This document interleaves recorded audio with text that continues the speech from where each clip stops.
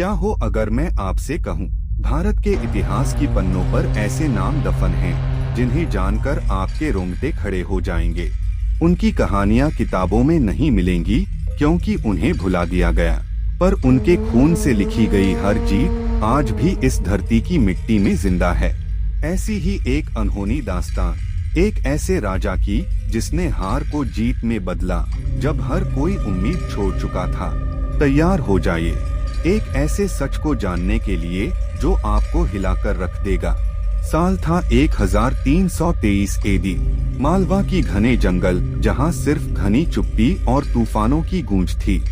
भारत की अटल सीमाएं अब उनके कदमों में झुक चुकी हैं, पर उन्हें क्या पता था, इस धरती की मिट्टी में एक ऐसी सेना का रक्त मिला था जिसका जिक्र न इतिहास की किताबों में है, न ही उन गीतों में जो जीत का जश्न मनाते हैं।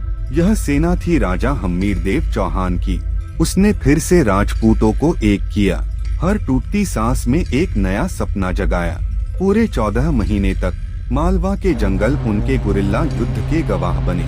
हर बार एक नई रणनीति, हर बार दुश्मन पर एक अद्वितीय वार। खिलजी की विशाल सेना, जो अपनी ताकत पर घमंड करती थी, हम्मीर के चक्रव्यूह में फंसती चली गई, एक एक कदम पीछे हटने पर मजबूर होती गई। और फिर आया वो दिन जब मांडू के अभेद्य किले पर राजा हम्मीरदेव चौहान का खून से लथपथ केसरिया ध्वज लहरा उठा। लोगों ने देखा और उनकी आंखों में अश्रु थे और जुबान पर बस एक ही बात, जिस जंग का जिक्र न किताबों में है न गीतों में, वो जीती गई थी एक ऐसे राजा की नींद से जिसे इतिहास ने भुला दिया था। हम्मीर जमीन पर लेटा हुआ है, घायल, लाते हुए संतुष्टि उसके चेहरे पर। उसके चारों ओर उसके वीर सिपाही हैं, कुछ शहीद हो गए हैं। एक सिपाही उसके पास आता है, हम्मीर आड़ू आवाज में, लेकिन आंखों में चमक। मैं जीत गया हूँ। अगर कोई याद रखे तो बस इतना कहना, यह भी हिंदुस्तान का एक वीर था जो मिट्टी में मिल गया पर देश को जीत दे गया। राजा हम्मीरदेव चौहान वीरों की दास्तानें सिर्फ इतिहास नहीं, यह हमारी शान है, हमारा गर्व है। ये याद रखना, ये दूसरों तक पहुंचाना हमारा फर्ज है।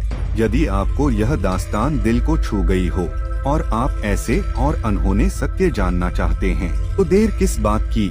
इस वीडियो को लाइक करके अपना समर्थन प्रदर्शित करने के लिए, अपने दोस्तों और परिवार के साथ शेयर करने के लिए, ताकि यह कहानी सब तक पहुंचे। और हाँ, सब्सक्राइब करना मत भूलिएगा हमारे चैनल को, क्यों